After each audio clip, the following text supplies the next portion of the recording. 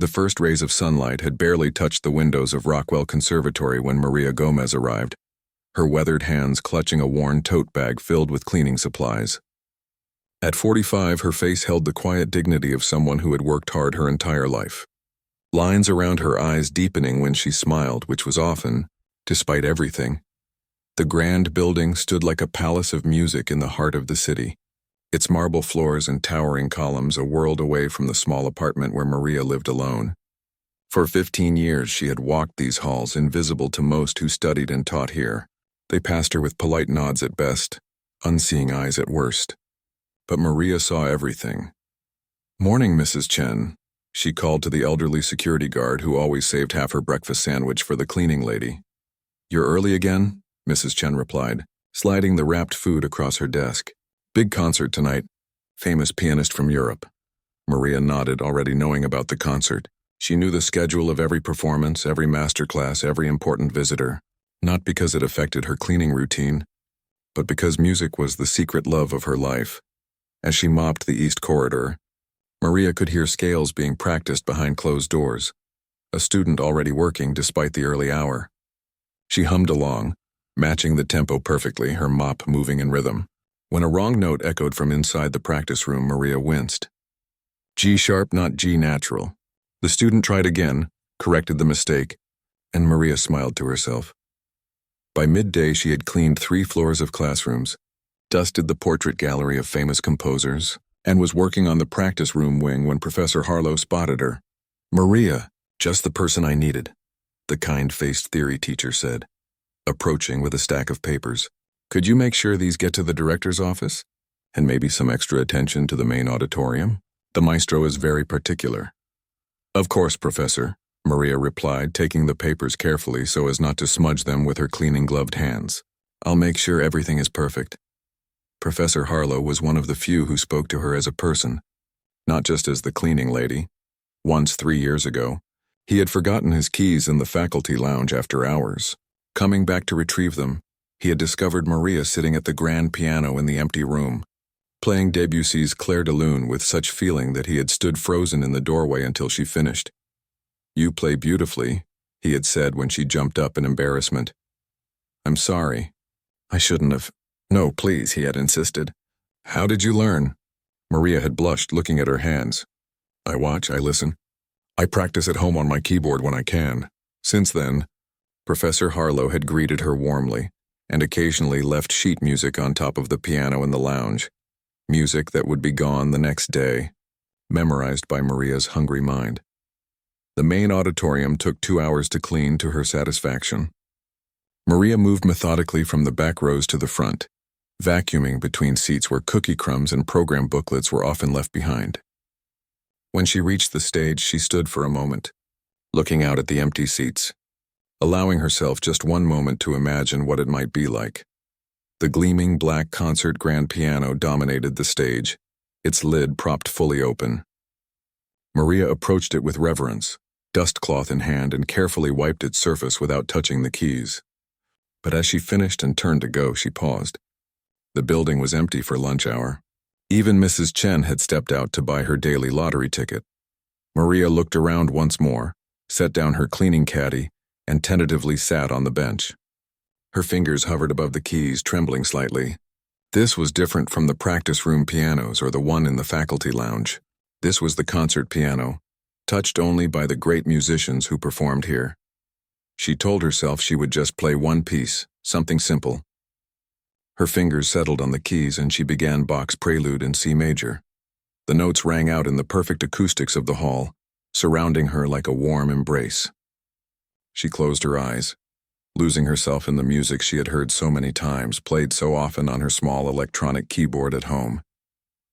When she finished the Bach, she should have stopped, should have returned to her cleaning cart and continued with her day.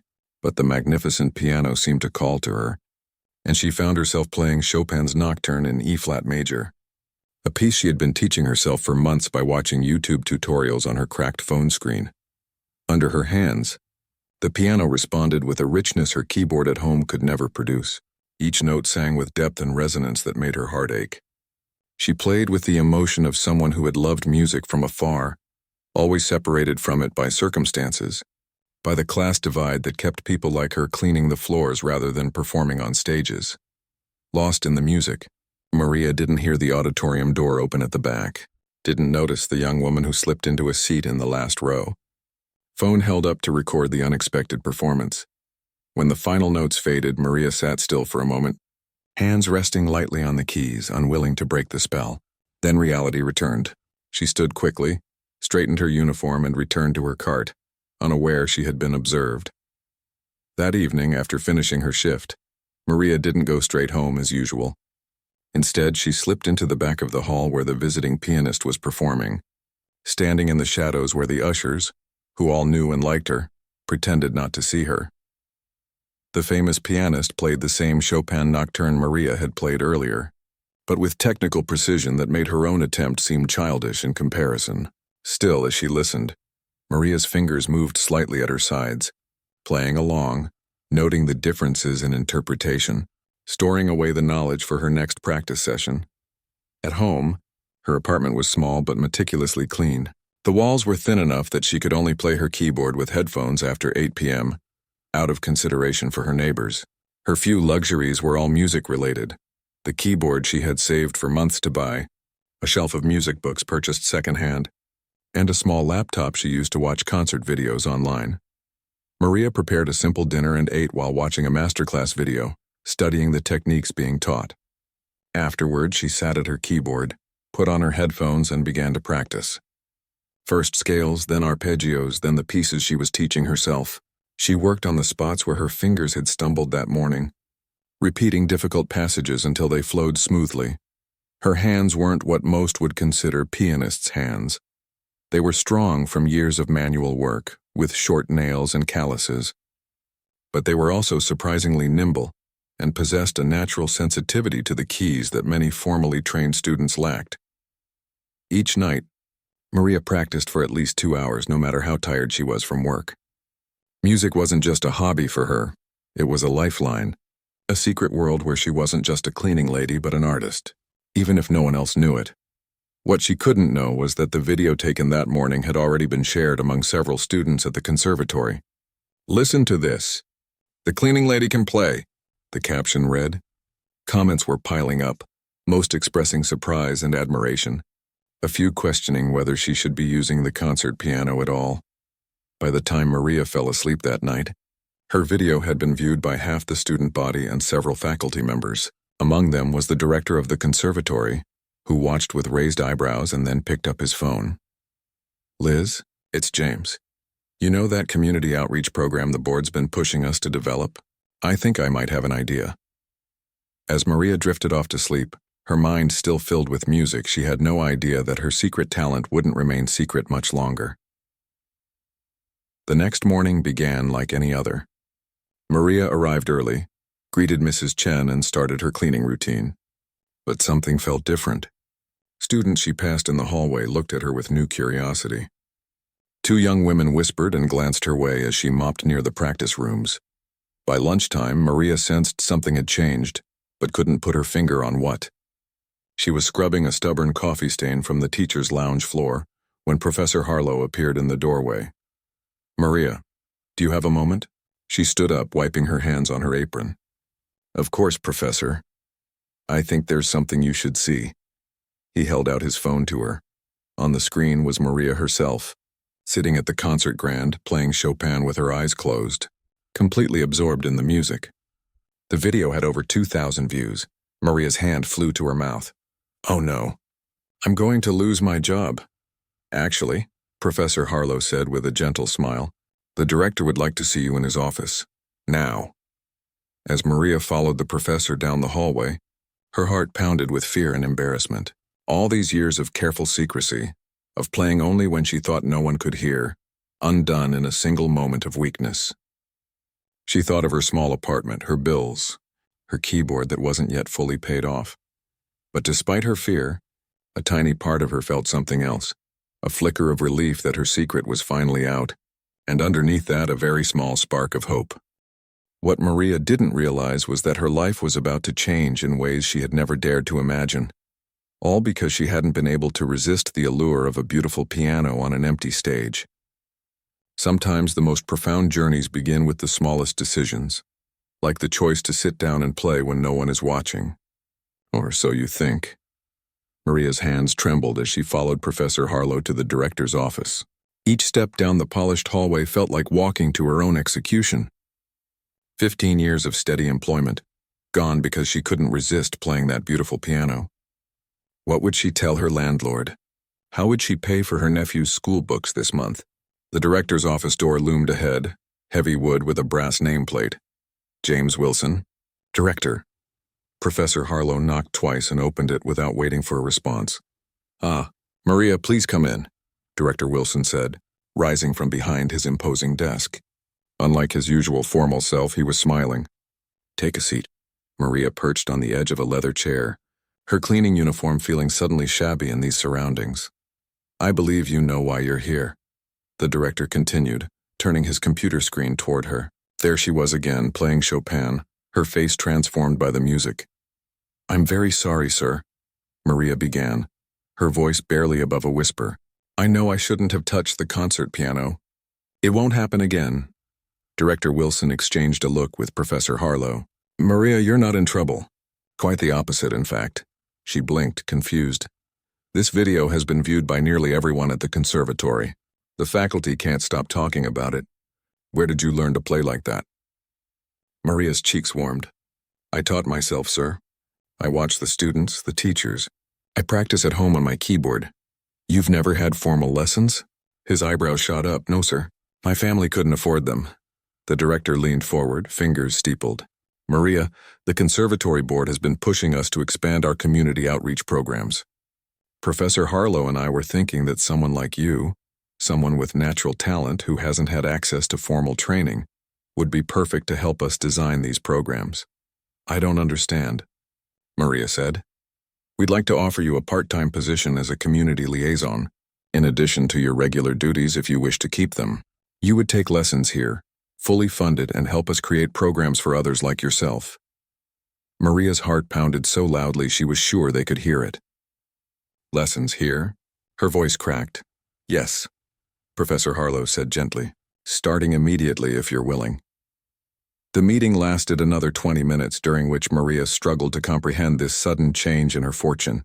By the time she left, dazed and clutching a folder of paperwork, her shift was nearly over. She finished her cleaning rounds in a dreamlike state. That evening, she sat at her kitchen table staring at the enrollment forms. A scholarship, lessons twice weekly with Professor Harlow himself, access to practice rooms. It seemed impossible, yet the papers before her proved it was real. Over the next 2 weeks, Maria's life transformed. She continued her cleaning job in the mornings but spent her afternoons in practice rooms, working through exercises Professor Harlow assigned. Her fingers ached constantly, unused to the technical drills she now practiced for hours, but the pain was welcome.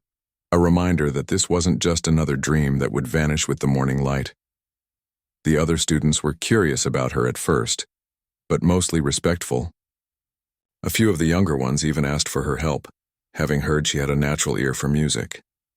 Maria was both embarrassed and flattered by the attention. Then came the announcement that electrified the entire conservatory. The world-famous Maestro Victor Orloff would be visiting to guest conduct and hold master classes. He was also recruiting exceptional talents for his international orchestra's upcoming tour. "He's a genius," gushed a violin student in the hallway. "But they say he's absolutely terrifying. I heard he made a pianist cry at Juilliard," another student whispered. "Just destroyed her in front of everyone." Maria listened to these rumors with half an ear as she polished the brass handrails in the main lobby. Genius or terror, Maestro Orloff would have no reason to notice a middle-aged cleaning lady taking beginner piano lessons. The day of the maestro's arrival, the conservatory hummed with nervous energy. Students practiced frantically, teachers straightened their offices, and Director Wilson personally inspected every public space.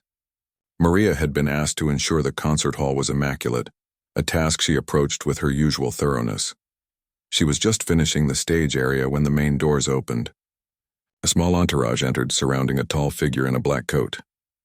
"This is our main performance space," Director Wilson was saying. recently renovated with state-of-the-art acoustics. Maria quickly gathered her cleaning supplies, hoping to slip away unnoticed, but the director spotted her. "Ah, Maria, all ready for tonight's welcome reception?" She nodded, keeping her eyes down. "Yes, sir. Just finishing up. Excellent." The director turned to the tall man. "Maestro Orloff, we're so honored to have you at Rockwell." Maria glanced up briefly. Maestro Orloff was younger than she had expected, perhaps in his early 50s, with sharp features and piercing eyes that seemed to notice everything. His gaze swept over her for a second before dismissing her as unimportant. "The piano?" he asked, his accent clipping the words. "A Steinway D concert grand. Just tuned yesterday," Director Wilson assured him. The maestro nodded and walked toward the instrument while his assistants continued discussing logistics with the director. Maria took the opportunity to quietly make her exit, cart in tow. Later that afternoon, with her cleaning duties completed, Maria headed to her scheduled practice time. She had been assigned a small room on the 3rd floor, far from the main performance spaces where Maestro Orloff would be working. For 2 hours, she diligently worked on the Bach invention Professor Harlow had assigned, repeating difficult passages until her hands ached. When she finally checked the time, she realized with a start that it was past 7. The welcome reception would be starting soon, and she had promised to help the catering staff. Hurrying through the now quiet building, Maria took a shortcut through the backstage area of the main auditorium.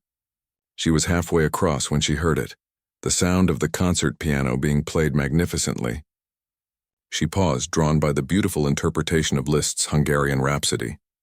The piece ended and she heard voices. Curious, Maria peered around the curtain. Maestro Orloff was seated at the piano, surrounded by a small group of faculty and what appeared to be his personal staff. Director Wilson was there, nodding enthusiastically at something the maestro was saying. "The acoustics are indeed excellent," Maestro Orloff pronounced. "Let us hope your students are worthy of such a space." "I assure you, Maestro, we have several exceptional talents," the director replied. Maria knew she should leave, but she remained rooted to the spot, captivated by the presence of such a legendary musician. "Perhaps another piece before we join the reception?" suggested a woman who seemed to be the maestro's assistant. Orloff nodded and turned back to the piano. "Something simpler, I think. Chopin's Ballad No. 1, perhaps." Maria's heart leapt. It was the very piece she had been secretly working on for months, after hearing a guest performer play it last winter. She had never mastered it completely, but she knew every note, every emotional swell. As the maestro began to play, Maria closed her eyes, letting the music wash over her. His interpretation was technically perfect, but something about it felt cold to her. Brilliant, but lacking the warmth she always tried to bring to Chopin. The final notes rang out, followed by enthusiastic applause from the small audience. "Magnificent, Maestro," exclaimed Director Wilson. Just then, Maria's phone buzzed loudly in her pocket, the alarm she had set to remind herself about the reception. The sound carried in the quiet moment after the applause died. Everyone on stage turned toward the source of the noise. Maria stepped back, bumping into a music stand which fell with a clatter. "Who's there?" called Director Wilson. There was no escape. Cheeks burning, Maria stepped into view. "I'm sorry, sir. I was just passing through." The director's face showed surprise, then embarrassment. "Ah, Maria, I believe you're needed in the reception hall." But Maestro Orloff was studying her with newfound interest. "You were listening quite intently," he observed, his tone making it sound like an accusation. "Yes, sir," Maria admitted. "It was beautiful." The maestro's eyebrows rose slightly. "You appreciate Chopin?" Before Maria could respond, Professor Harlow stepped forward from the group. "Actually, Maestro, Maria is one of our newest students. She has a remarkable natural talent." A look of disbelief crossed the maestro's face. "The cleaning lady is a student?" The condescending tone stung, but Maria kept her expression neutral. "Perhaps you would play something for us," Maestro Orloff suggested, a slight smile playing at his lips as he stood and gestured to the piano. Maria felt all eyes on her. The director looked uncomfortable. Professor Harlow gave her an encouraging nod. I couldn't," she began. "Please, I insist," the maestro said, his tone making it clear it wasn't a request. Legs feeling like water, Maria approached the piano. She sat down, trying to calm her racing heart, and placed her hands on the keys. What should she play? Something simple would be safer, But a little voice inside urged her to show what she could really do. Taking a deep breath, she began the opening notes of Chopin's Ballade No. 1, the very piece the maestro had just performed. She made it through the opening section beautifully, losing herself in the music as she always did. But when she reached the more technically challenging passage, her lack of formal training betrayed her. Her fingers stumbled, hitting a jarring wrong note. She recovered and continued, but her confidence was shaken. A soft chuckle from behind her broke her concentration.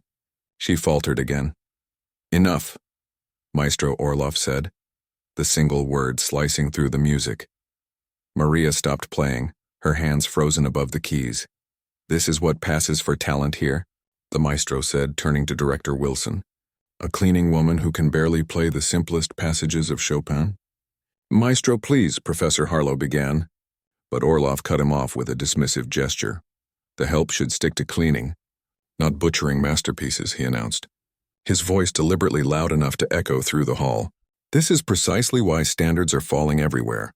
Sentiment over skill." The cruel words landed like physical blows. Maria sat perfectly still, humiliation burning through her. "Really, James," the maestro continued to the director, "I expected better from Rockwell. Community projects are all well and good, but they have no place in serious music education." Maria stood from the bench, dignity somehow intact despite her burning eyes.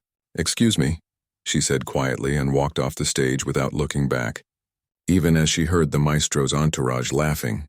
In the empty corridor, she leaned against the wall, taking deep breaths to hold back tears. After a moment, she squared her shoulders and headed toward the reception hall. She had a job to do after all, but something had changed inside her. The maestro's mockery had awakened something beyond embarrassment, a fierce determination that surprised her with its intensity. "We'll see," she whispered to herself as she straightened her uniform. "We'll just see." Maria avoided the practice rooms for 3 days after her humiliation by Maestro Orloff. She arrived early for her cleaning shifts, worked with her head down, and left as soon as her duties were complete. When Professor Harlow called her name in the hallway, she pretended not to hear, quickening her pace until she turned the corner. At home, she couldn't bring herself to touch her keyboard. Each time she tried, the maestro's mocking words echoed in her mind. The help should stick to cleaning, not butchering masterpieces. The memory made her fingers freeze above the keys. On the 4th morning, as she scrubbed the bathroom floors near the faculty offices, she overheard raised voices from Director Wilson's office. "It's a disaster, absolute disaster," the director was saying. "The gala is only 10 days away. Surely there must be another pianist available." That was Professor Harlow's voice. "On such short notice? Impossible. Everyone worthwhile is already booked. We've tried everyone within 100 miles. Maria slowed her scrubbing, listening despite herself. "What exactly did the doctor say about Yoshida?" Professor Harlow asked. "Severe tendinitis in both wrists. He's been ordered to rest completely for at least 3 weeks. There's no way he can perform Rachmaninoff's second piano concerto, and with Maestro Orloff conducting, we can't just put any student in that slot. The maestro will have to understand it. You know he won't. He's already threatening to pull out entirely. Says it will damage his reputation to conduct with a subpar soloist. Do you have any idea how many donors will be at this gala?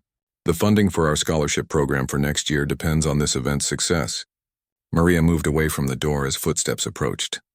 She kept her head down as Professor Harlow exited, looking troubled. Throughout the day, the conservatory buzzed with the news. Acclaimed pianist Hiro Yoshida had canceled his appearance at the annual charity gala due to injury. Staff members looked stressed. Students whispered excitedly about who might replace him, and Maestro Orloff was reportedly furious. As Maria emptied trash bins in the practice room hallway that afternoon, a young cello student approached her. "Is it true you were taking lessons with Professor Harlow?" the girl asked. Maria nodded reluctantly. "Are you still going to, even after what the maestro said?" Maria hesitated. "I don't know," she answered honestly. The girl frowned. "You should. My grandmother started playing violin when she was 50. She said the people who told her she was too old were just afraid of her passion."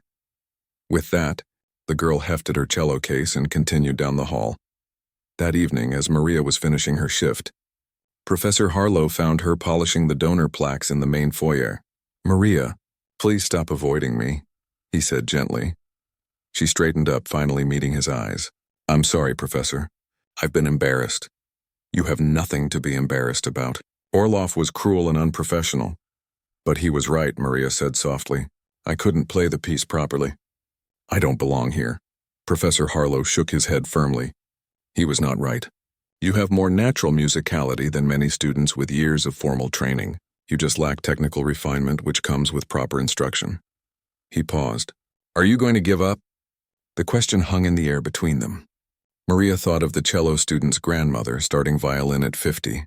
She thought of her own hands, which had cleaned these halls for 15 years while her heart longed to create music within them. No, she said finally. I won't give up. Professor Harlow's face broke into a wide smile. Good, then I need you to come with me right now. But I haven't finished. This is more important. Curious. Maria followed him to the director's office, where they found Director Wilson staring dejectedly at his computer screen. James, Professor Harlow said, I have a solution to our pianist problem. The director looked up, then noticed Maria standing uncertainly in the doorway. What's this about, Robert? Maria should play at the gala. There was a moment of stunned silence. Maria's mouth fell open. That's not funny, Robert, Director Wilson said tiredly. I'm completely serious, Professor Harlow insisted. She has a natural gift.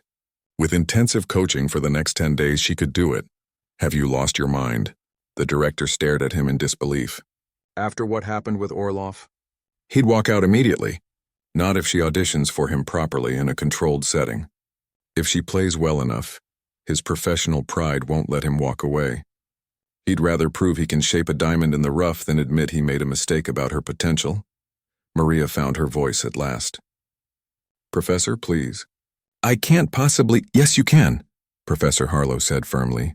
I've heard you playing when you thought no one was listening.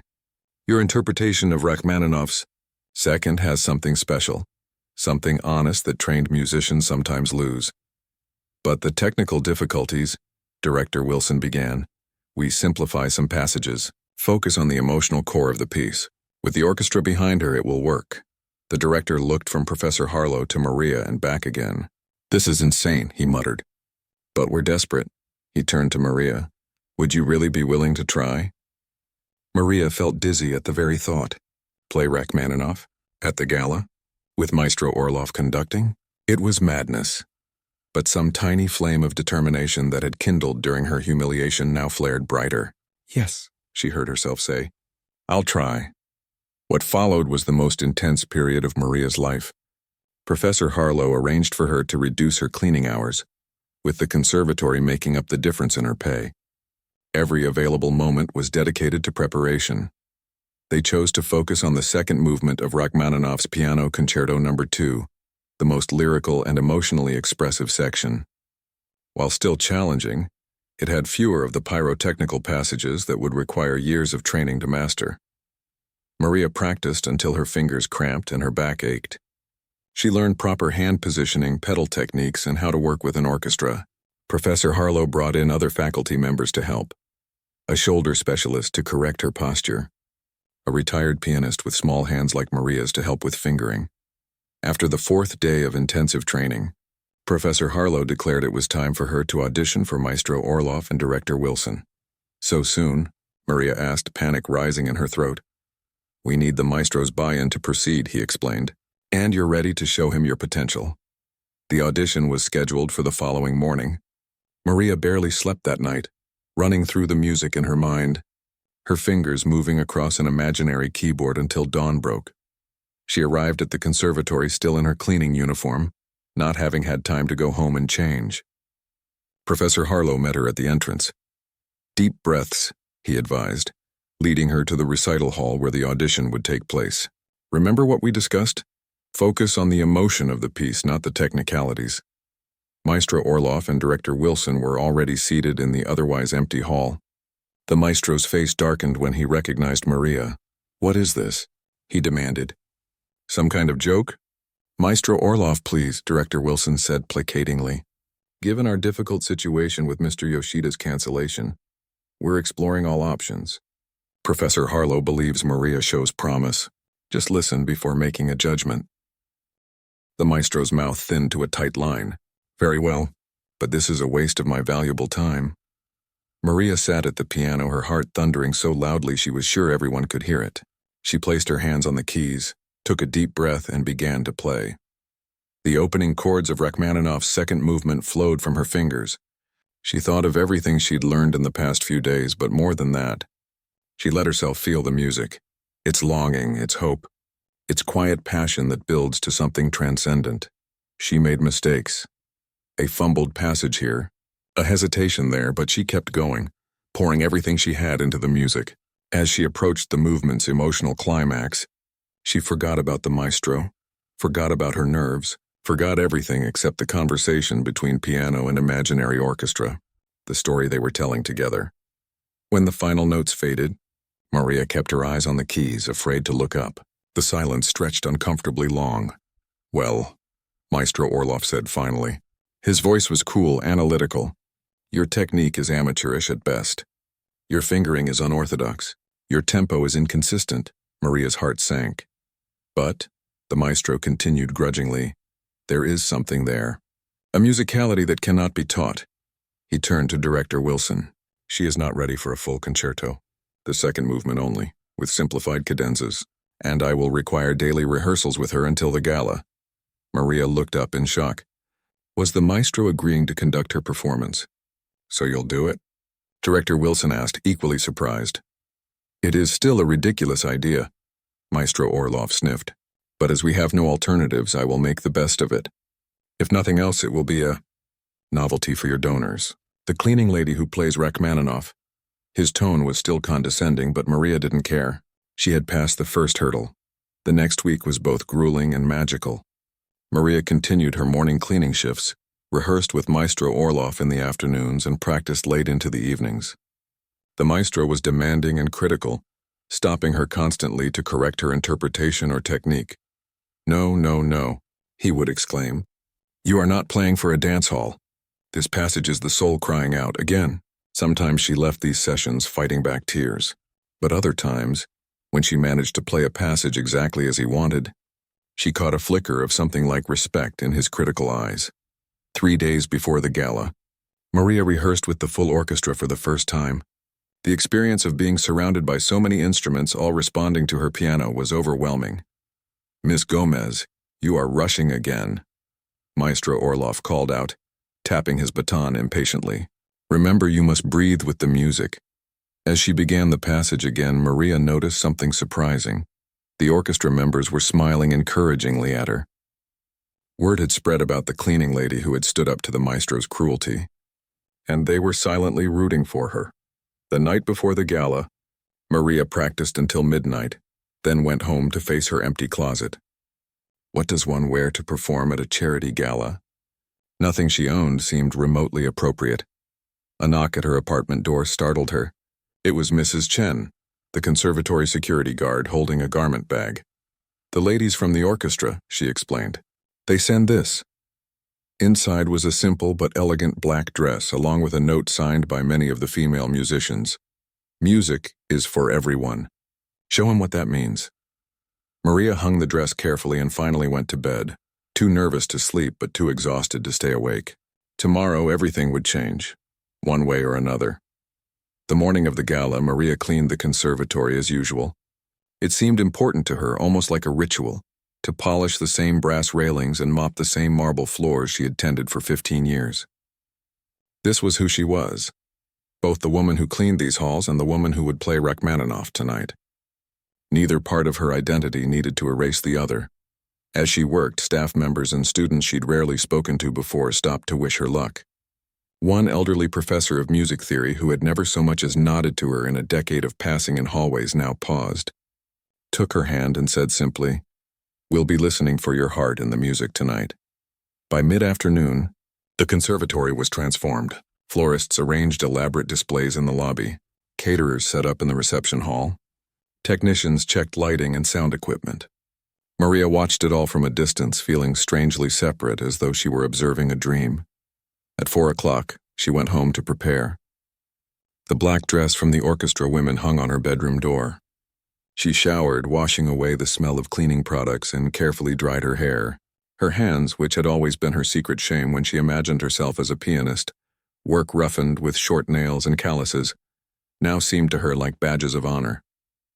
These hands had earned their right to play. The dress fit perfectly.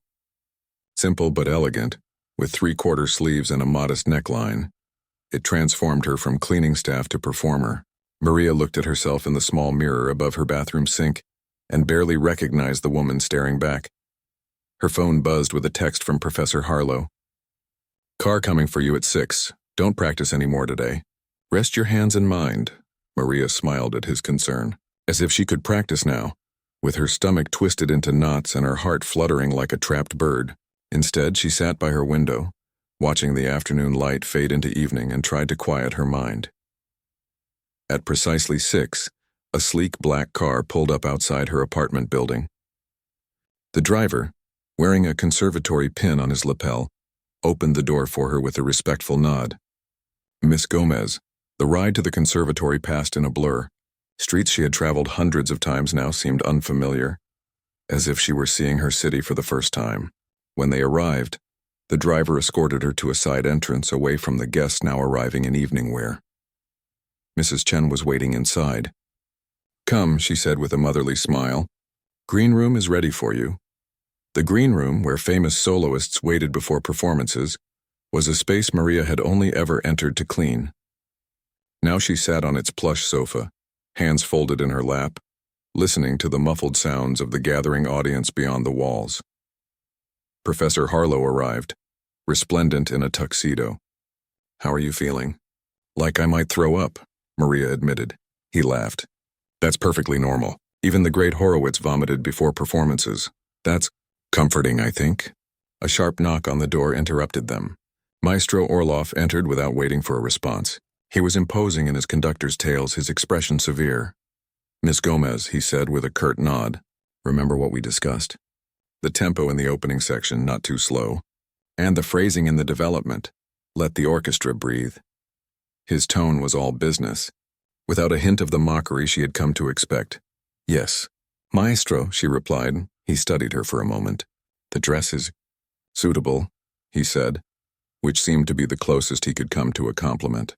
Then he was gone, off to prepare the orchestra. Translation: "You look wonderful," Professor Harlow said with a wink. A stagehand appeared at the door. 10 minutes, Miss Gomez, 10 minutes. After 15 years of dreaming, after 10 days of the most intensive work of her life, only 10 minutes remained before Maria Gomez, cleaning lady, self-taught pianist, middle-aged woman with no formal music education, would walk onto the stage of Rockwell Conservatory's grand auditorium to perform Rachmaninoff with a full orchestra. "I need to tell you something," Professor Harlow said, taking her hands. "No matter what happens out there tonight, you've already won. You faced your fear. You didn't give up. That courage is worth more than any perfect performance." Maria squeezed his hands gratefully. "Thank you. For everything." 5 minutes, called the stagehand. Professor Harlow left to take his seat in the audience. Maria stood alone in the green room, taking deep breaths. She thought of all the hours she had spent listening to others play in this hall, while she dusted the seats or polished the floors. She thought of the beautiful music that had filled her dreams at night. She thought of Maestro Orloff's cruel words and her own fierce determination that had followed. "It's time, Miss Gomez," the stagehand said. Maria followed him through the backstage area to the wings. The orchestra was already seated, instruments at the ready. Through a gap in the curtains, she could see the auditorium was full, hundreds of people in formal wear, donors and music lovers and critics and students. Maestro Orloff strode onto the stage to enthusiastic applause. He bowed briefly, then turned to gesture toward the wings. That was her cue. Maria stepped onto the stage, the bright lights momentarily blinding her. As her eyes adjusted, she became aware of the audience's reaction. A ripple of murmurs, a few whispers. She caught fragments. "Isn't that the cleaning lady?" "What on earth?" She kept her eyes forward, focused on the gleaming black piano at center stage. Behind it, she could see Director Wilson in the front row, his expression a mixture of terror and hope. Next to him, Professor Harlow gave her a reassuring smile. Maria reached the piano and stood beside it, facing the audience for her customary bow. The murmuring grew louder. She saw confusion on the faces before her. some people checking their programs as if there had been a mistake. She bowed anyway, deeply and with dignity. Then she took her seat at the piano, adjusted the bench, and looked up at Maestro Orloff. His face was impassive, professional, but she caught the slightest nod, their private signal to begin. The maestro raised his baton, the orchestra poised to begin the introduction to Rachmaninoff's Second Piano Concerto, second movement. The first notes from the orchestra washed over her like a wave. Maria closed her eyes briefly, letting the music fill her. Then it was time. Her hands moved to the keys and she began to play. The first few measures were shaky, her nerves causing her fingers to tense. A small slip in the left hand, quickly recovered. She could feel the maestro's eyes on her, intense and critical. But then something shifted inside her. This moment, this was what she had dreamed of for so long. Not perfection, but connection. The chance to speak through music, to share the emotions that had filled her heart as she listened to others play over the years. Her hands relaxed. The next passage flowed more naturally, her right hand singing the melody while her left provided the foundation. The orchestra responded to her, a living conversation of instruments. In her peripheral vision, Maria could see Maestro Orloff's surprise at her sudden confidence. His conducting became more fluid, less controlling, allowing her interpretation room to breathe. The music built toward its emotional center, that moment in Rachmaninoff where longing and hope intertwine. Maria leaned into it, her body swaying slightly with the phrases. She forgot the audience, forgot her nerves, forgot everything except the conversation between piano and orchestra. This was no longer a performance. It was a communion. When they reached the climax, Maria's hands moved across the keys with newfound assurance. Each note was imbued with 15 years of listening, of loving music from afar. Her lack of formal technique was transformed into something raw and honest, an interpretation that came not from years of conservatory training but from a life of genuine passion. She could feel the audience responding, their initial skepticism giving way to rapt attention. In the final section, as the music returned to its contemplative mood, the hall was completely silent except for the sound of the orchestra and her piano. The last notes lingered in the air, a question without an answer the way Rachmaninoff intended. Maria's hands remained poised above the keys, reluctant to break the spell. Then silence, complete and absolute. For a terrible moment, Maria thought she had failed utterly. She looked up at Maestro Orloff, expecting scorn. Instead, she saw something she never expected. His eyes were bright with unshed tears, his usual mask of superiority replaced by genuine emotion. Then came a sound like a wave breaking, a single person clapping, followed by another and another, until the entire auditorium erupted. People were standing, applauding with increasing fervor. Some were wiping away tears. Maria stood, her legs shaky, and turned to face the audience. The standing ovation continued, gaining strength rather than diminishing. Director Wilson was beaming through tears. Professor Harlow was applauding wildly, pride evident on his face. Maria looked at the orchestra members who had put down their instruments to join the applause. The women who had given her the dress were smiling knowingly at one another. Even Mrs. Chen had slipped in to stand at the back of the hall, clapping with undisguised joy. Maestro Orloff stepped forward, extending his hand to her.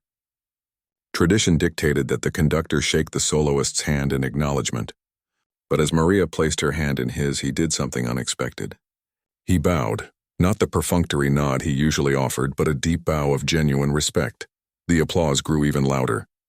Maria looked out at the sea of faces, people who had come expecting a renowned virtuoso and had instead witnessed something perhaps more powerful. A woman who had defied expectations and laid her heart bare through music. In that moment, standing on the stage with hundreds of people on their feet applauding her, Maria realized that this wasn't the end of a journey. It was only the beginning. The applause seemed to go on forever. Maria had to return to the center of the stage 3 times as the audience refused to quiet down. Each time she bowed, the cheering grew louder. Her cheeks hurt from smiling, and she could feel tears threatening to spill over. Finally, Maestro Orloff stepped forward again, raising his hands to calm the audience. The hall gradually quieted. "Ladies and gentlemen," he announced, his accent more pronounced with emotion, "Maria Gomez."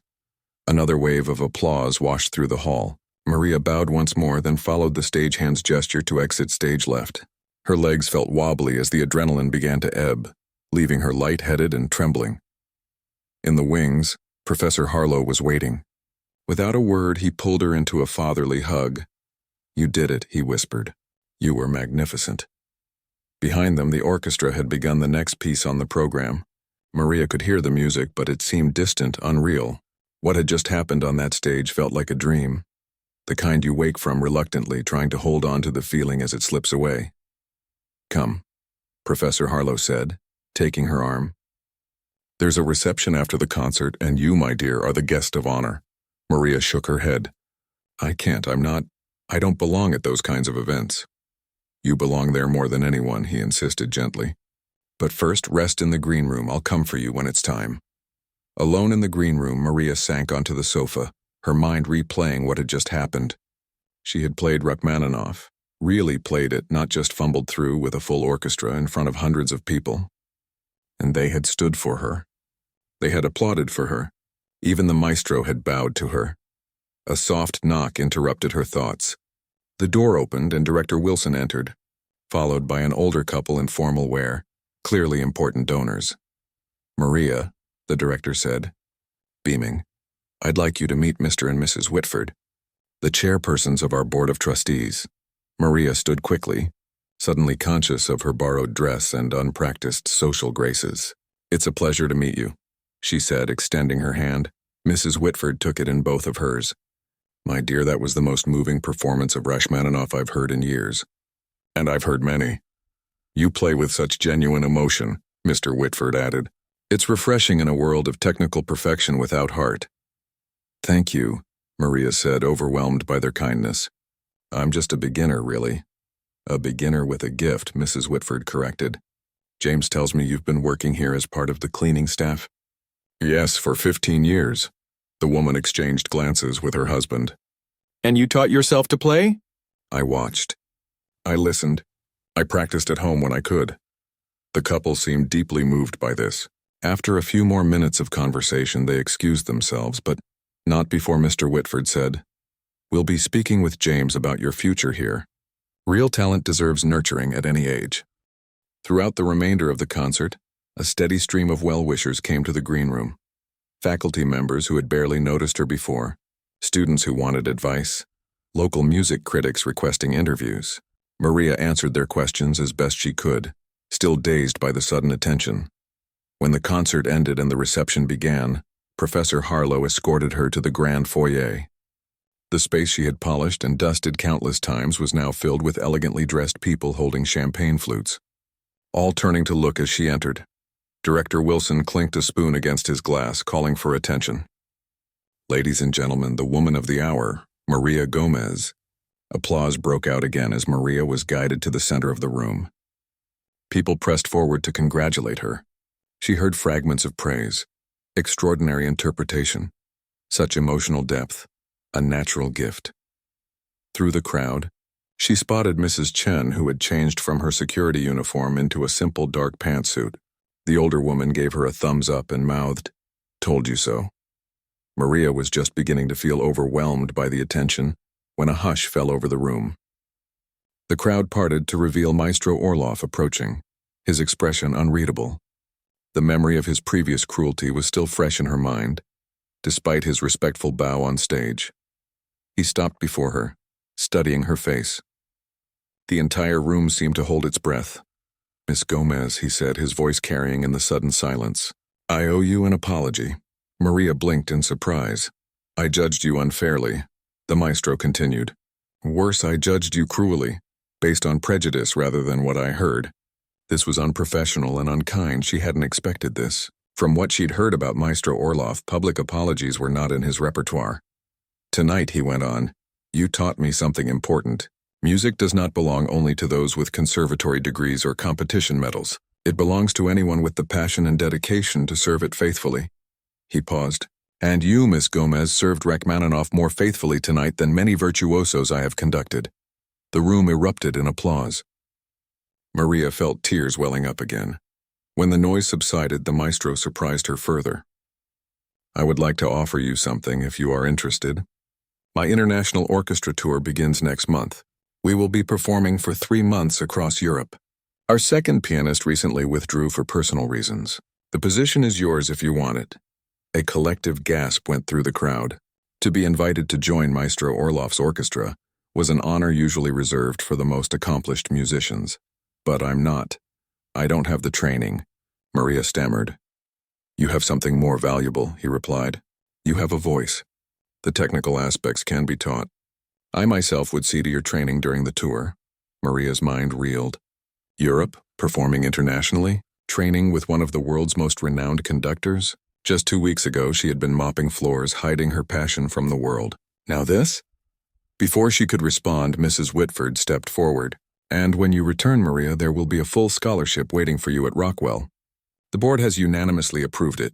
Director Wilson nodded, along with a new position, Assistant Director of our Community Outreach Program.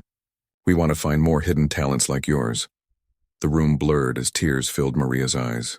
This time she couldn't hold them back. They spilled down her cheeks as 15 years of dreams suddenly transformed into reality.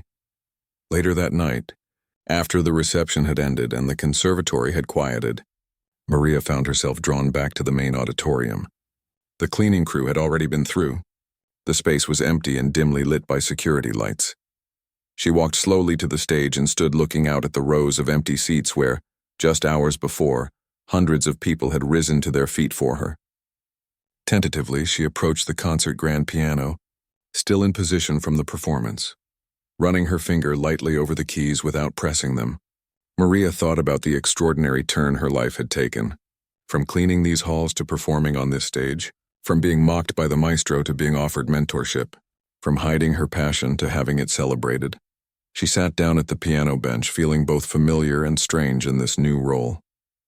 Softly she began to play, not Rachmaninoff this time, but a simple melody she had composed herself over the years, a private lullaby she used to play at home when the day's work had been particularly hard.